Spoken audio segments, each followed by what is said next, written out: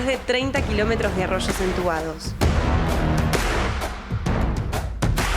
Más de 150.000 vecinos que ya no se preocupan por las inundaciones. Porque lo importante no siempre se ve y porque sabemos lo que es importante. Merlo crece con vos. Hola, buenas noches. Nuevamente en Futurar. Pensar y hacer. Y acá estamos en una Argentina convulsionada, en una Argentina que está entrando ya en la recta final para el 22 de octubre y todo lo que eso ocasiona, ya que vamos a una elección donde vamos a elegir presidente de la República. La persona que nos va a guiar el país en los próximos 4 años. Y también una Argentina que siguen sucediendo, lamentablemente, errores históricos. ¿Por qué digo errores históricos? Es porque nuevamente el dólar paralelo, dólar blue, dólar negro, como quieran llamarlo, vuelve a marcar el destino de los argentinos. Ya estamos superando los 830 pesos de este dólar blue y hay un solo perdedor. Y el perdedor es la ciudadanía argentina. ¿Por qué? Y porque se refleja rápidamente el ascenso del dólar con la experiencia que tenemos todos nosotros en los productos de primera necesidad. Y eso automáticamente repercute ¿dónde? En el bolsillo de todos nosotros. Es la historia de nunca acabar, es la historia permanente que muchísimas generaciones de argentinos venimos viviendo reiteradamente. Pero hoy quiero empezar el programa con un video un poco más de 4 minutos, que es la palabra en el Parlamento, en este caso en la Cámara de Diputados de la Nación, de un diputado que representa a la provincia de Córdoba, que es miembro de Cambiemos y con especificidad es presidente del subbloque dentro de Juntos por el Cambio de Evolución. Se llama Rodrigo de Loredo. Y me parece que hace una definición exacta de lo que está pasando en este momento en la República Argentina, en todo este proceso electoral, que me pareció interesante ponerlo. ¿Por qué? Porque es muy esclarecedor de la Argentina que vivimos en este momento. Lo miramos juntos. Predispusieron a un sector importante de la sociedad argentina a que esté dispuesta a acompañar una opción que ya anticipa que está dispuesta a gobernar sin leyes, con prescindencia del Parlamento y en base a decretos de necesidad y urgencia. Manosearon tanto este Parlamento que ya no parla, que estos micrófonos prácticamente no hacen ruido, que esos taquígrafos casi que no tienen que escribir, con presupuestos que ya presuponen poco y nada, con estas bancas que cada vez bancan menos, estos shows electorales que fabrican este escenario, teatralización de la candidatura a presidente del ministro de Economía de la Nación, que fueron conformando un caldo de cultivo para que un importante sector de la sociedad esté dispuesta a acompañar a una opción que anticipa que de llegar está dispuesto a dinamitar el Parlamento argentino. Tanto han hartado a la sociedad argentina con trabas, con burocracias, con instrucciones soviéticas, con tasas, con impuestos, con cuevas a las que uno tenía que acudir para que le otorguen un SIRA y pueda continuar con su actividad productiva, que un sector de la sociedad se muestra predispuesto a acompañar una opción que lisa y llanamente propone una desprotección total y absoluta de las industrias y de los comercios en la Argentina. Tal fue el alineamiento internacional espurio en base a intereses ideológicos e intereses de impunidad con países como Rusia, Ecuador, Bolivia, Cuba, que generaron que un sector de la sociedad esté dispuesto a acompañar una reacción que vuelve a ofrecernos un alineamiento bobo y unilateral con Estados Unidos y Israel, desconociendo la importancia de nuestros principales destinatarios comerciales como es Brasil o como es China. Tanto han hartado la sociedad argentina, descuidándola en su seguridad, con ideas zafaronianas, liberando delincuentes en plena pandemia, queriendo demostrarnos a nosotros que la delincuencia es hija de la falta de contención, de amor, es hija de la marginalidad, de la pobreza, como si no lo supiéramos, tratando de la misma manera el que delinque que el que no delinque,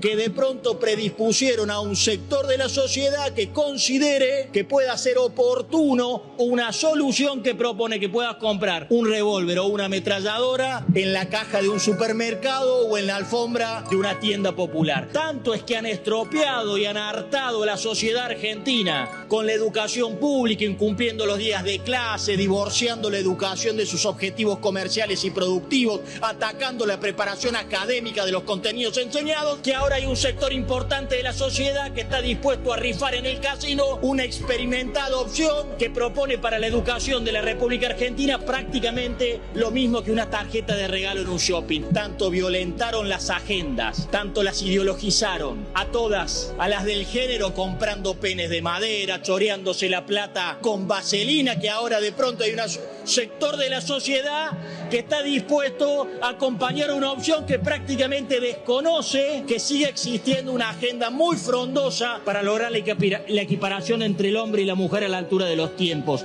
Es tal el hartazgo que han producido, que han ustedes perdido por perdido, y yo agradezco esta infame sesión del día de hoy, tan electoralmente utilizada. Perdidos por perdido han construido la frustración, han construido el hartazgo y han decidido construir su adversario.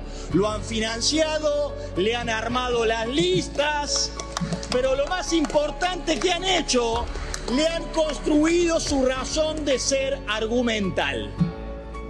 Lo saben ustedes, lo comentan en los pasillos porque están plenamente convencidos que del triunfo de la reacción en el extremo de su populismo seguramente los encontrará a ustedes a la vuelta de esquina, de vuelta en las riendas del poder del Estado argentino. Entonces, agradezco por esta infame sesión que exhibe con absoluta claridad que el triunfo de Cristina Fernández de Kirchner es el triunfo de Javier Milei. Y estamos nosotros hoy acá para advertirlo y para impedirlo. Yo creo que lo dicho por el diputado de Loredo está pintando con mucha claridad el momento que estamos viviendo.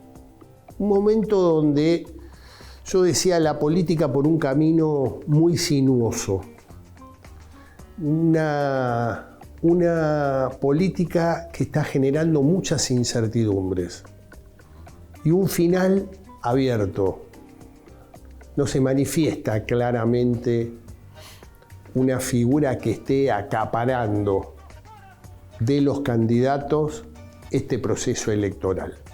A pesar que la figura de Milei en muchos sectores, y aprovechando muy bien esos 15 días de agosto, entre el 14 de agosto y fines de agosto, donde acaparó todo el mundo político y que el inconsciente colectivo lo vio como que ya hubiéramos tenido presidente de la República. Por eso la incertidumbre que se fue generando y las dudas que las coaliciones opositoras están transmitiendo. En estas horas estamos viviendo lo que se denomina el Insaurralde Gate, y donde genera efectos políticos de suma gravedad, porque impactó fuertemente en todo el mundo de la política. Una situación donde la ruptura entre ciudadanía y dirigencia política cada vez se agranda más. O sea, estos hechos son de una conmoción al margen de todo el morbo, porque es un yate que se llama Bandido, mujeres voluptuosas, champán carísimo, o sea, todo ese morbo que da, que me parece que habría que dejarlo de lado, es fundamentalmente las repercusiones y las diferencias cada vez más abismales, me atrevo a decir, entre lo que es la ciudadanía y la dirigencia política. Y donde tenés una dirigencia en la cual está absorta y un peronismo que está absorto, porque aparte se da en una provincia que para el justicialismo y con especificidad al kirchnerismo lo que es fundamental, que es la provincia de Buenos Aires. De ahí la desesperación de su candidato, Sergio Massa, para que rápidamente tratar de desactivarlo, sacarlo de las redes sociales, sacarlo de los memes y sacarlo de los medios de comunicación, porque renunció a la jefatura de gabinete de ministros de la provincia de Buenos Aires y a su vez también renunció como candidato a concejal de su ciudad, que es Loma de Zamora. Pero me parece que a pesar de las decisiones que se toman, fue tan fuerte lo que sucedió. ¿Por qué? Porque es un hombre muy importante en el esquema de poder del peronismo de la provincia de Buenos Aires. O sea, Martín Insaurralde no es un ex intendente más o un intendente hoy en uso de licencia. Es un hombre de muchísimo poder en el peronismo. Yo me animaría a decirles que Martín Insaurralde es un primus inter pares dentro de los que se denominan los varones del conurbano, con una sociedad estratégica con Máximo Kirchner, en el cual fue uno de los pilares centrales para acercar a esos varones a Máximo Kirchner y que los ungieron presidente del PJ bonaerense.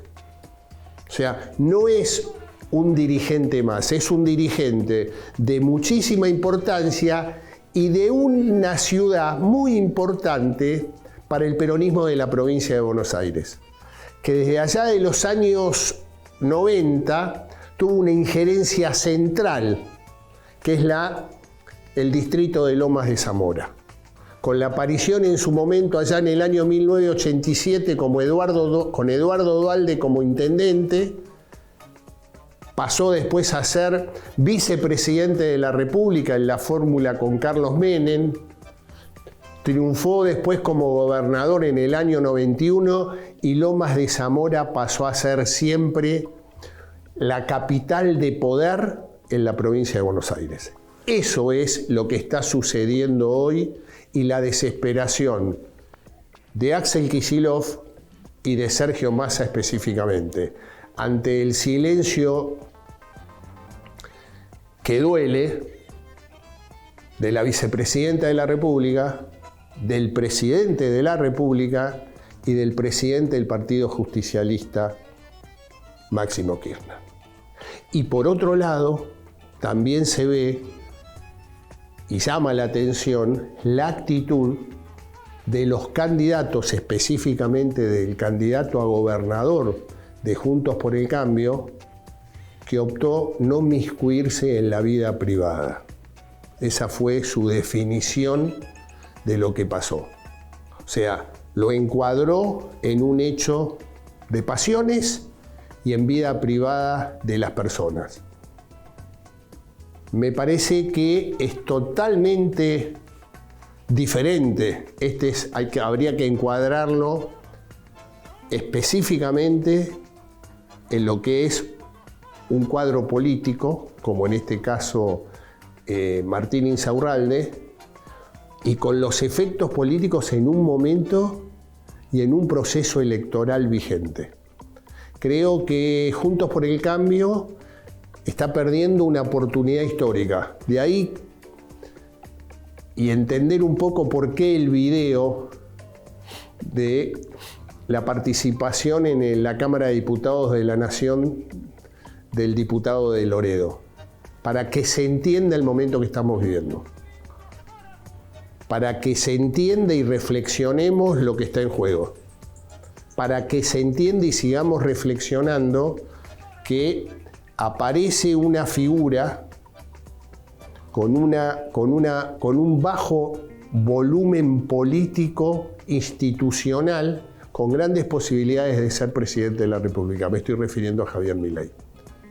Con coaliciones opositoras divididas, entra este exocet en la provincia de Buenos Aires y en la política en general, y la incertidumbre sigue aumentando. Son momentos difíciles, son momentos en el cual la Argentina está transitando más dudas que certezas. Está transitando más pasado que futuro. Y está transitando un momento quizás mucho más delicado y más grave.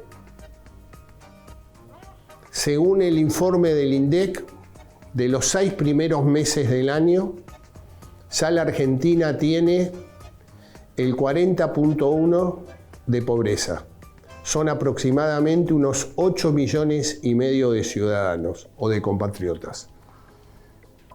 Y en una interpretación del sociólogo Agustín Salvia, para mí uno de los referentes más importantes en todo lo que es la temática económica social, que es director del Observatorio de la Universidad Católica Argentina, él plantea que de ese 40% de pobreza, el 30% es pobreza crónica.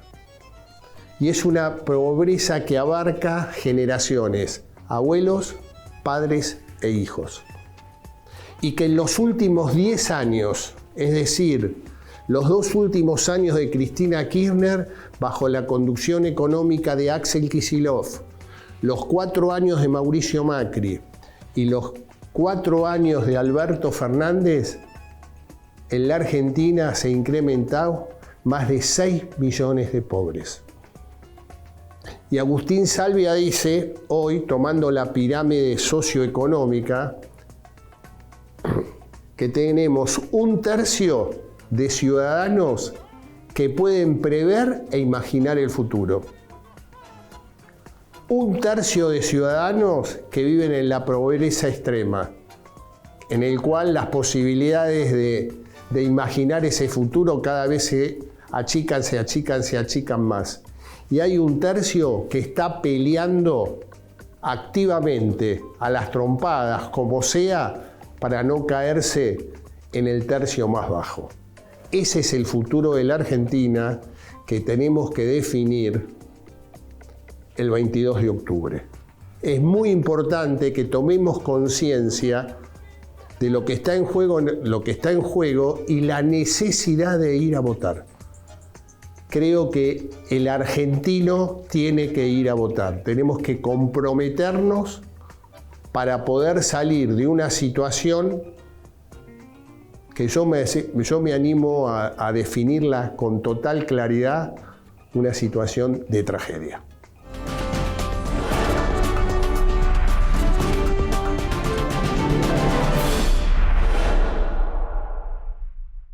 Bueno, ya está en el estudio. Prontamente vamos a estar charlando con él. En la voz de Karina Rodríguez vamos a presentar quién es el invitado de hoy, Francisco Palma. Francisco Palma tiene 22 años, es estudiante de Ciencias Políticas y Relaciones Internacionales, es productor agropecuario, miembro del Ateneo de la Sociedad Rural Argentina y es referente joven del agro en el equipo de la candidata a la presidencia de la Nación por Juntos por el Cambio, Patricia Bullrich, desde hace 3 años. Bueno, hacemos un pequeño corte, y ya estamos con el invitado, tal cual lo dije con anterioridad, Francisco Palma. Vamos a estar charlando de todo un poco.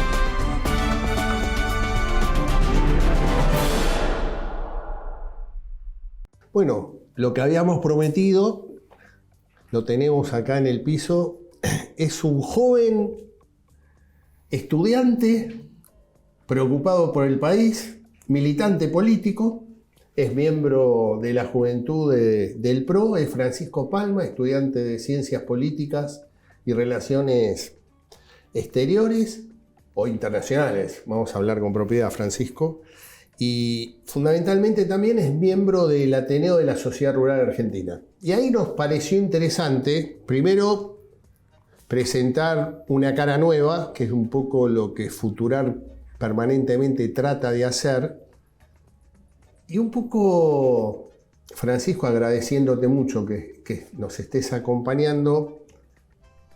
Estás, digamos, como dirigente juvenil activamente trabajando en una campaña donde la incertidumbre es lo que reina y una gran confusión ciudadana. ¿Cómo lo estás viendo todo eso? Bueno, Carlos, primero que nada agradecerte por el espacio. Es muy importante que prioricemos estos espacios de charla. Como vos bien mencionaste, estamos viviendo un momento de incertidumbre. Es difícil hoy en día, siendo joven, tener muchas aspiraciones o tener aspiraciones en este país, porque la imprevisibilidad que te genera la situación política, económica y social, sin duda es mucha, ¿no? Bueno, además soy productor agropecuario, así que tengo esa parte en mí que enraiza en el campo. Y hoy, como joven, te diría que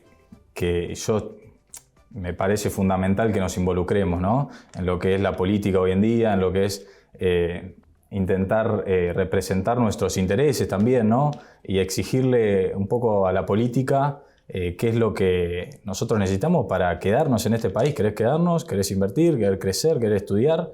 Y no irnos y alejarnos de nuestra familia, que es duro, es duro. Hoy todos tenemos familiares o amigos que sin duda se van del país y no es un proceso fácil, no es un proceso que queremos. Así que por eso lo importante, creo, de los jóvenes, involucrarnos en este momento tan crítico, ¿no?, que estamos pasando. No, yo creo que esa es una realidad, lamentablemente.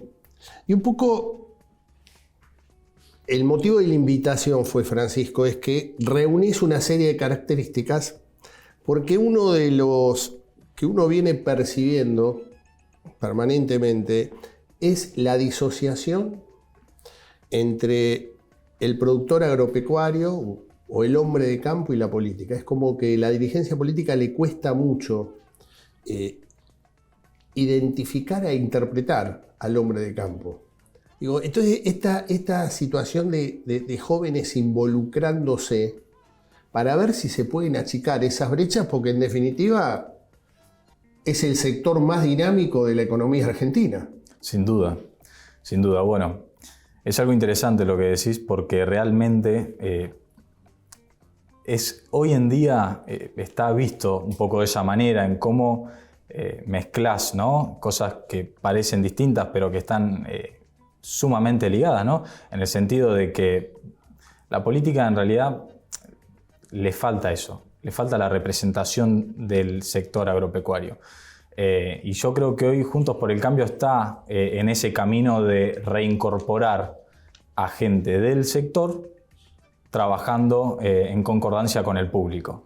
Y es fundamental. Y eso llevó a mi camino a estar hoy en día y conformar parte de los jóvenes de Juntos por el Cambio, referentes, y justamente por mi trayectoria de lo que es el sector agrícola. Todo surge de esto que bien vos mencionás. Yo, antes que nada, fui productor. Arranqué muy joven, en realidad siempre estuve en mi vida ligada al campo y arranqué haciendo producción agrícola muy joven. La verdad que es muy difícil estar en un país donde todos los días te cambian las reglas de juegos y ver que no hay nadie que, en su momento, que esté con ideas que vayan a mejorar esa previsibilidad. Entonces por eso lo vi fundamental, ¿no? El hecho de decir, bueno, hay que empezar a involucrarse, hay que empezar a sumarse a esos espacios de debate y desde ahí sumar a demás jóvenes que se interesen por esto, que es fundamental. Y fundamental la representación de este sector, que ingresa en promedio 7 de cada 10 dólares que ingresan al país. O sea, es clave, no podemos tener tanta falta de representación política. Yo creo que Juntos por el Cambio igual tiene esa perspectiva, tiene a gente, personas que están en los equipos técnicos, por ejemplo, ¿no? Mencionando algunos, Willy Bernaudo, Pablo Torello, ¿no? Sabemos que es productor, es diputado, estuvo en la comisión directiva, si no me equivoco, de Sociedad Rural de Bragado. Entonces son gente que está, Javier Iguacel, ¿no? Otro personaje que es productor y además estuvo en la mesa chica de ser gobernador casi de la provincia. Entonces Juntos por el Cambio integra muchas personas que realmente están en el sector y saben de las problemáticas reales, ¿no? Porque la verdad que tener gente que nunca se acercó a un campo, nunca pisó la tierra y no sabe, por ejemplo ahora, ¿no? que no tenemos humedad nuevamente para poder salir a hacer la siembra gruesa, ¿no? Del maíz, ahora estamos otra vez con seca, y que los gobiernos estén contando los dólares antes de que nosotros podamos directamente empezar a producir es muy grave. O sea, no podemos tener esa lejanía siendo un sector tan importante del país, ¿no? El más importante. Obviamente, en este momento es el generador de divisas, el único generador de divisas genuino que tiene. Ahora, la pregunta gira esto, al menos para reflexionar un poco. A mí lo que, viendo el resultado de las PASO, en líneas generales, Juntos por el Cambio siempre fue muy fuerte lo que es la región núcleo. O sea, lo que es la región centro, Santa Fe, Córdoba, Entre Ríos, interior de la provincia de Buenos Aires. Y en estas PASO vimos situaciones que llamaron poderosamente la atención, que fue la inserción de La Libertad Avanza, donde partió claramente un voto homogéneo que venía teniendo Juntos por el Cambio en esa zona. En esa zona núcleo, que recuerdo que hablaban del 2019 la camiseta de Boca, ¿no? Toda una franja productiva amarilla y después casi todo el país azul. Bueno, en esto pasó, se rompió totalmente, es violeta, pero en la región centro compartieron votos. O sea, Milei terminó en la región un poquitito, creo que menos de un punto arriba de Juntos por el Cambio. ¿Por qué crees que el hombre fundamentalmente de campo, o la mujer de campo, cambiaron votos, fueron directamente a un voto, digamos, para tener y a ver qué mirada, una mirada joven, el por qué pudo haber pasado eso? Sí, bueno, yo creo que como joven, justamente, es un poco reiterativo en el hecho de que faltaba alguien que tal vez quiera representar un cambio nuevo, ¿no? Las políticas viejas nos llevaron hasta donde hoy estamos. Y es un lugar grave. Sí. Yo creo que Milei, con su discurso, que es básicamente rompamos todo, captó mucho la atención de las personas, ¿no? de cansadas de este mismo sistema. Y por eso tal vez, igual fue en las PASOs. Vamos, a ver, va a salir un poco de mi lado politólogo, ¿no? Vale. Y va a decir, una cosa son las cuestiones de las PASOs y las legislativas, y otra cosa son las nacionales. O sea, no digo que vaya a cambiar, pero sin duda se aplican dos distintos tipos de pensamiento, ¿no? Es medio un voto castigo también un poco el tema de las legislativas y las PASOs. Siempre funcionó así este sistema que tenemos en la Argentina. Entonces hay que ver realmente cómo funciona, porque la gente yo creo que va a retomar el pensamiento racional en el hecho de que vos para gobernar un país necesitas de dos cosas. Necesitas, por un lado, estructura y por otro lado, de los votos que te lo traen los mismos personajes políticos. La estructura, siendo racionales, hagamos una comparación entre estos tres partidos, ¿no? Son los que lideran, sí. ¿no? Básicamente dicen una elección de tercios. ¿Alguno de esos tres? Exactamente, son los más, digamos... con posibilidades. Con posibilidades. Entonces, estructura, ¿en cuáles de los tres tenemos? Tenemos en dos, ¿no? Tenemos el peronismo, que ya hace muchos años armó su estructura. Unión por la Patria. Unión por la Patria. En conjunto con otras, ¿no? Sí, con otros partidos. Y Juntos por el Cambio, ¿no? Milei no tiene estructura. No tiene ningún tipo de estructura, no tiene ningún gobernador, tiene muy pocos diputados. Entonces, es un pilar fundamental que le falta. Y segundo, los personajes. Nosotros tenemos hoy a Patricia Bullrich, una persona que transmite una forma política sustancial en el orden, sustancial en su coraje, ¿no? Una persona con carácter, digamos. Por otro lado tenemos a Massa, que es el otro partido que tenía estructura, pero un personaje que la verdad que no conocemos, ¿no? O sea, o lo conocemos o no lo conocemos, porque sabemos que pasó por todos lados, pero a la vez no sabemos porque te cambia de discurso cada 2 meses, estamos hablando de una cosa distinta, ¿no? Entonces, esta disparidad. Y por tercero tenemos a Milei, que es el personaje nuevo, el outsider, como le decimos en las ciencias políticas, que llama la atención por eso mismo, por ser de afuera, por no tener alguien que lo pueda criticar en su gestión, ¿no? Entonces llama la atención el decir también, el hacer la división, ¿no? De la casta contra mí, cuestión que hoy ya sabemos que no está en casta contra mí, porque es imposible y tiene en el armado cantidad de peronistas, tiene negocios con los sindicalistas, entonces ya se va cayendo de a poco su eslogan de campaña. Pero ¿cómo va a ser este personaje, ¿no? Que hoy fue el más votado durante las PASO? Muy poco el porcentaje, pero fue el más votado. ¿Cómo va a ser este personaje para gobernar y llevar a cabo esas reformas que él quiere integrar al país sin su estructura? O sea, sin tener la gobernabilidad necesaria con los gobernadores y sin poder pasar las leyes por el Congreso. O sea, me parece fundamental entender esto, porque si no tiene gobernadores no va a tener senadores. Y al no tener tampoco una minoría de diputados y se encarga de romper todos los puentes que tendría que trazar con los demás partidos, ¿cómo va a hacer para pasar todo ese pack de reformas que él quiere hacer para el agro? Por ejemplo, para el agro, ¿no? Para todo el país. Pero para el agro justamente es sustancial. ¿Cómo lo va a hacer? Él dice que el primer día va a quitar las retenciones. ¿Cómo?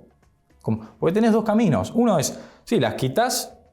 Sí. ¿Y cómo financiás ese gasto que está? Porque tenés que achicar el gasto brutalmente. Ponele que lo achicás brutalmente. En 6 meses tenés un estallido social. Entonces no es tampoco que nos vendan utopías. La verdad que hay que sentarlos a los dirigentes políticos y decirles, vamos a charlar cosas serias, hay que subir el nivel de debate. Porque Juntos por el Cambio, justamente, la gente que integra las partes técnicas, estamos planteando eso. Estamos planteando debates reales, ¿no? Plantear algo que sea realmente posible. No nos tenemos que llevar por los espejitos de colores, diría, ¿no?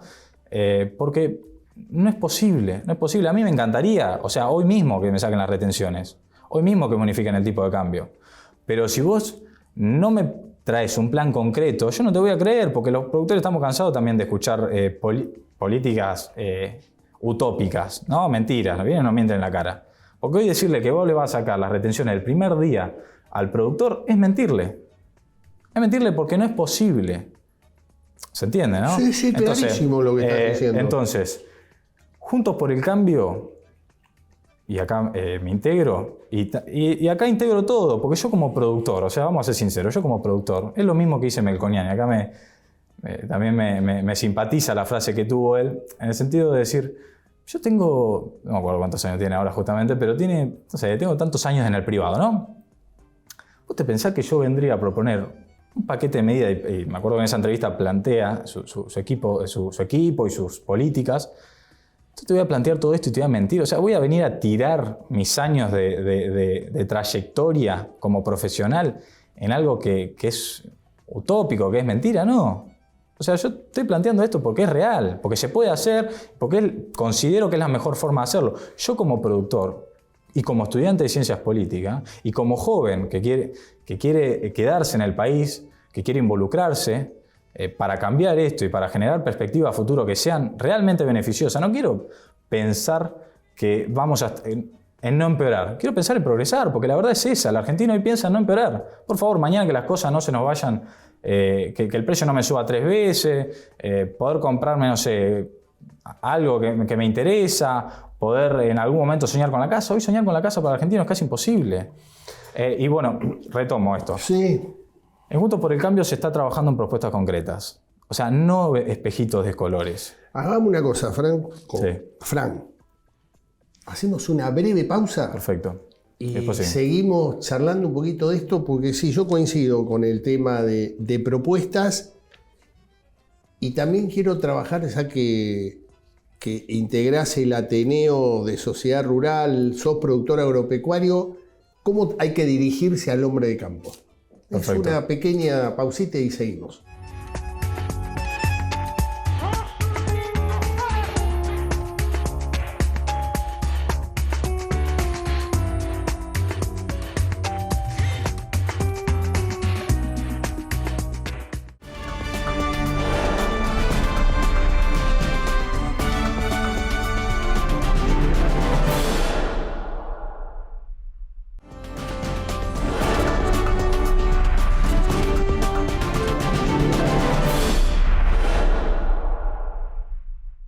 Bueno, seguimos con Francisco Palma, dirigente joven, dirigente agropecuario, productor agropecuario. Francisco, estábamos hablando un poco y tratabas de desarrollar dentro del mundo pro, y en este caso de Juntos por el Cambio específicamente, los planes, y desarrollabas, te corté cuando estabas hablando de Carlos Melconian.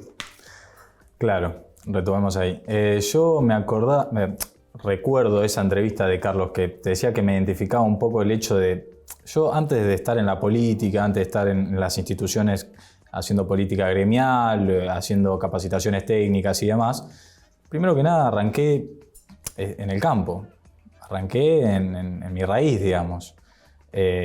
Y como productor, hoy acá no me sentaría a charlar con vos desde un espacio que yo no considero que no está planteando cosas reales o que está mintiendo con lo que plantea. No me sentaría porque me sentiría en falta conmigo mismo. Entonces me parece eso fundamental recalcar. Y justamente las propuestas que se están planteando desde Juntos por el Cambio son propuestas que se están trabajando muchísimo en este desastre económico que tenemos para poder salir a flote lo más rápido posible y al campo sacarle el pie encima.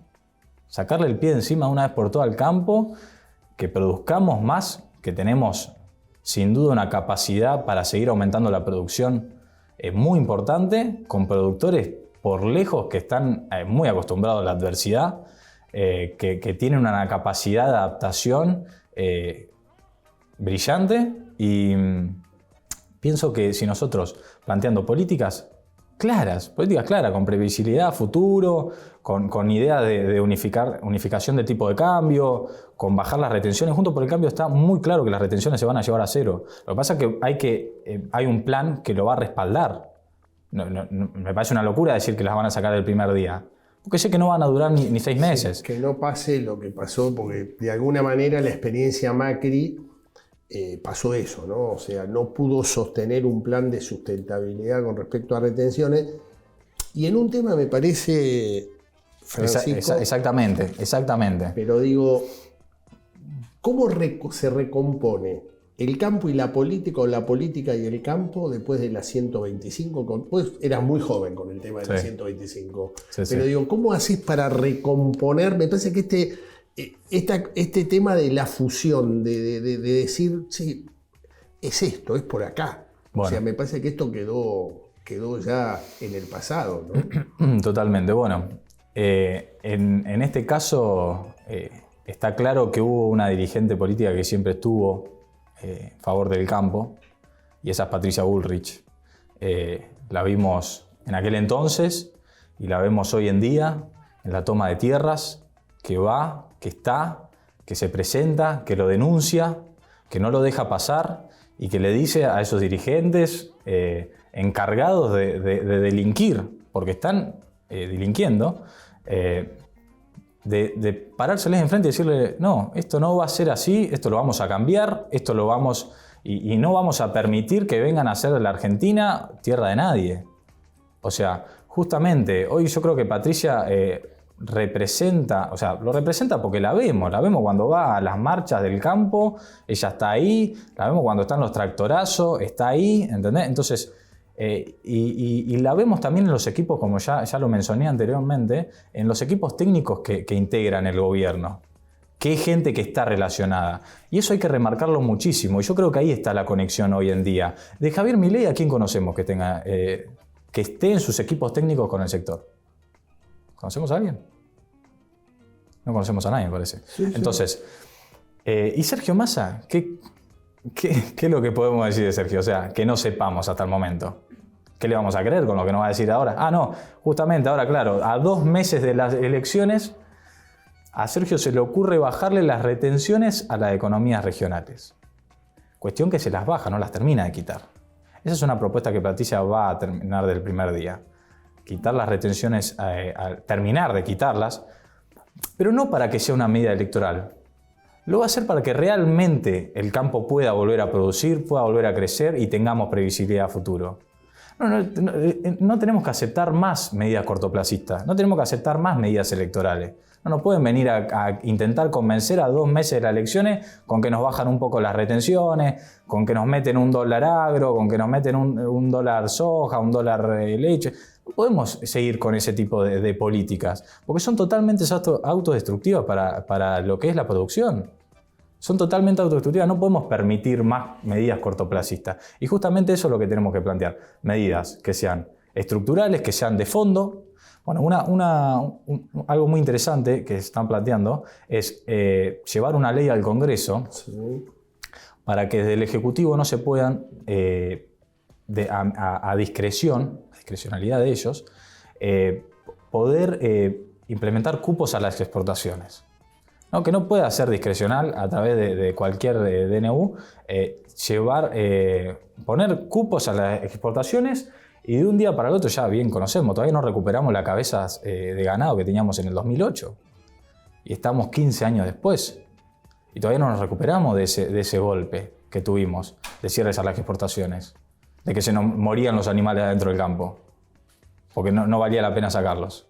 Entonces no podemos permitir que sigan pasando esas cosas porque ya el mundo cambió además.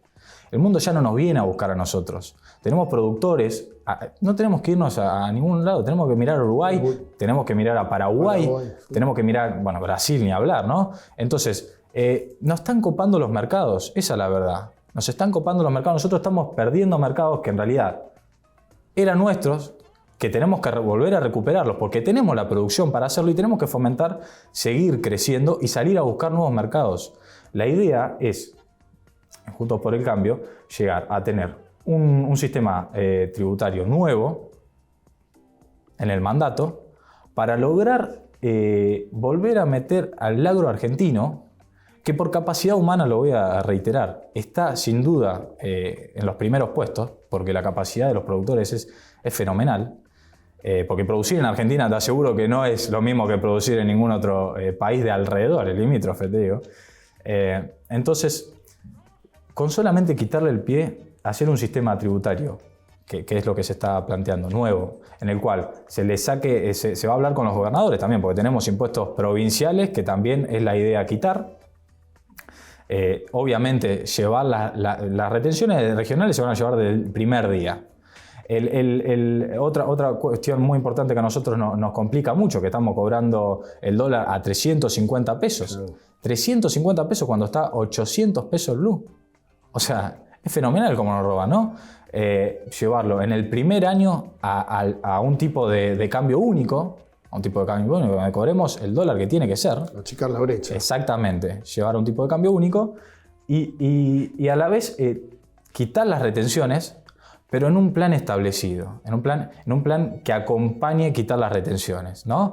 Que es, obviamente, llevando el déficit que tenemos en el público a cero, eso también se va a hacer en el primer año, y posteriormente empezar equitativamente empezar a sacar todos los impuestos que tenemos sobre el campo, entre esas las retenciones. Y las provinciales, ¿no? Porque provinciales también tenemos en ciertas provincias que hay ciertos impuestos que consideramos que no están... Que son totalmente distorsivos. Exactamente, que son distorsivos y que hay que quitarlos lo más rápido posible.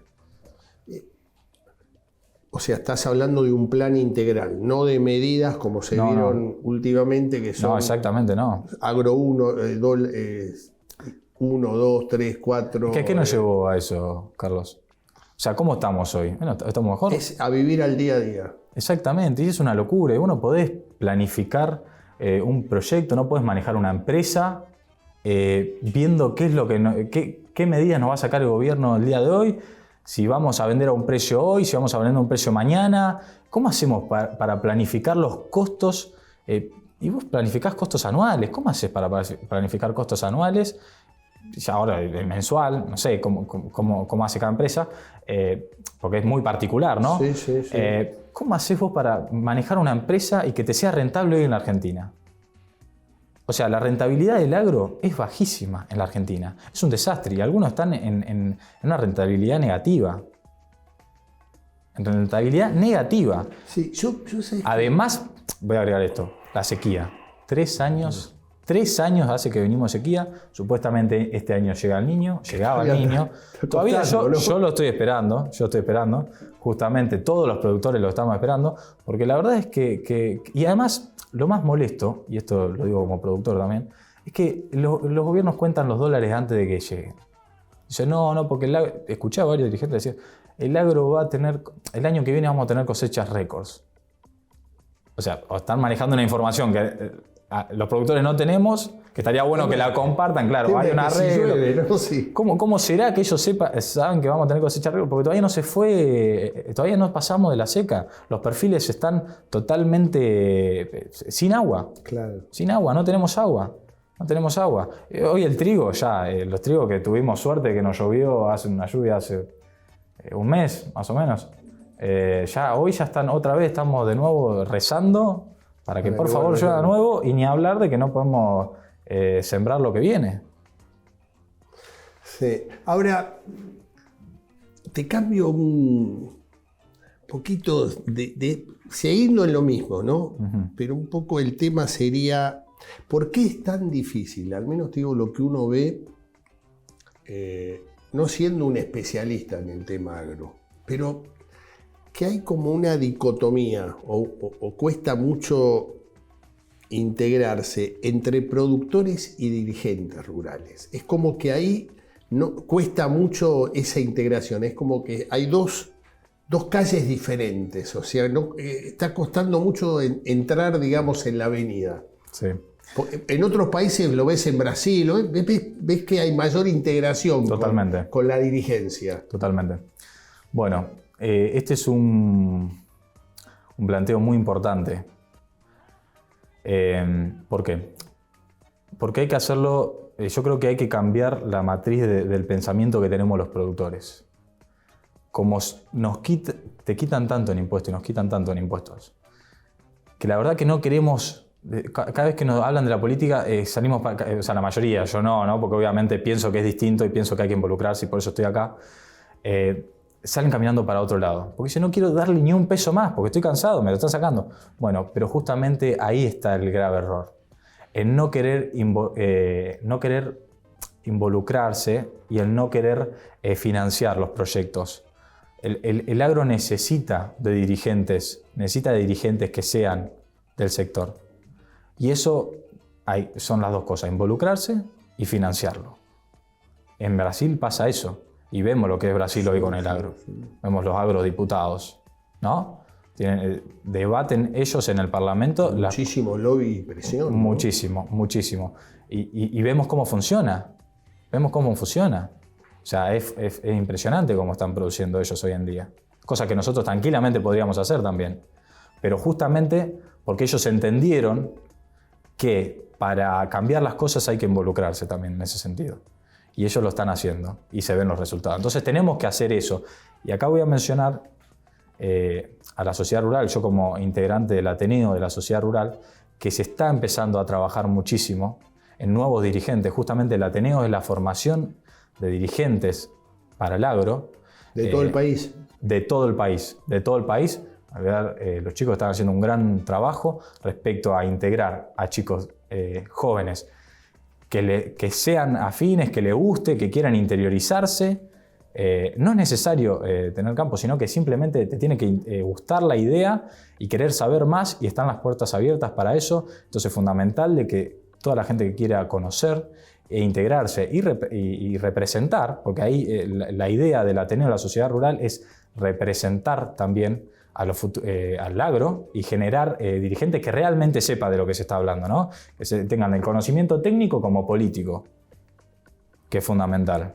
Porque el técnico, todos siempre nos basamos en lo técnico, ¿viste? A veces nos vamos hasta por las ramas por lo técnico, pero tenemos que tener también el conocimiento político y gremial, ¿no? De saber cómo influir en la política. Sí, sí. Y decime una cosa con respecto al Ateneo. Ustedes, digamos, el trabajo es, van a regiones, van a distintos puntos del país, o sea, ¿empiezan a trabajar una integración o seguimos siempre lo mismo, anclado en el área metropolitana? No. Ese es un concepto viejo. No, pero es bueno. Pero está buenísimo está buenísimo que lo hayas tocado, porque es un concepto viejo. El Ateneo es federal y es lo que se trabaja, es el federalismo. Yo produzco en Corrientes también. Sí. Hace poco estuvimos yo personalmente voy a hablar de esta cuestión, que estuve en la exposición rural de Mercedes Corrientes. Exactamente. Entonces, el Ateneo es totalmente federal. Hay gente que integra el Ateneo desde el sur hasta el norte del país.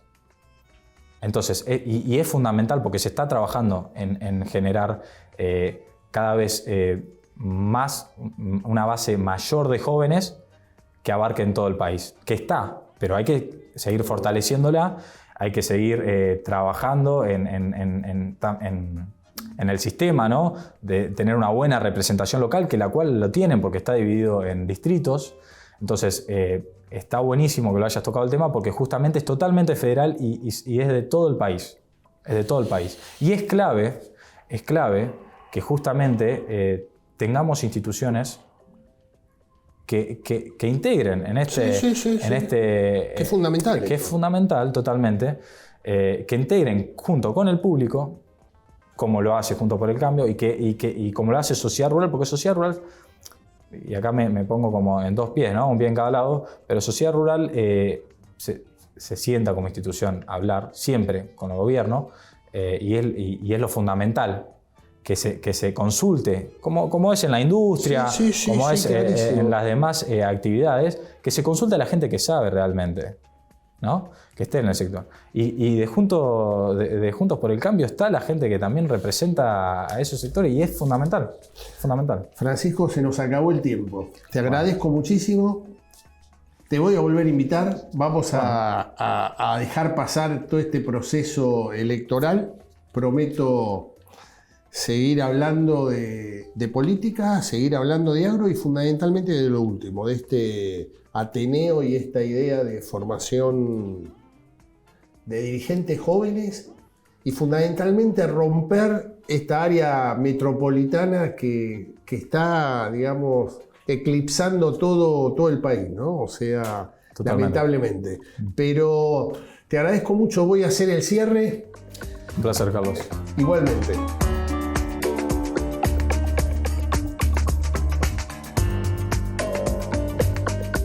Bueno, y ahora el dato futurar.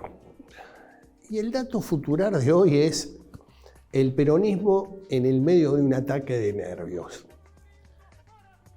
El affair Insaurralde generó una tempestad en el peronismo y especialmente en el peronismo bonaerense, donde muchísimos intendentes que van a elecciones dentro de 20 días están seriamente preocupados que las esquirlas que entraron en Loma de Zamora repercutan en todo el conurbano bonaerense. Hay muchísima preocupación de cómo se resuelve este tema. O sea, ya en La Plata, con un Axel Kicillof preocupado, un Sergio Massa a nivel nacional preocupado, pero el ataque de nervios lo tienen los intendentes del conurbano bonaerense de Unión por la Patria.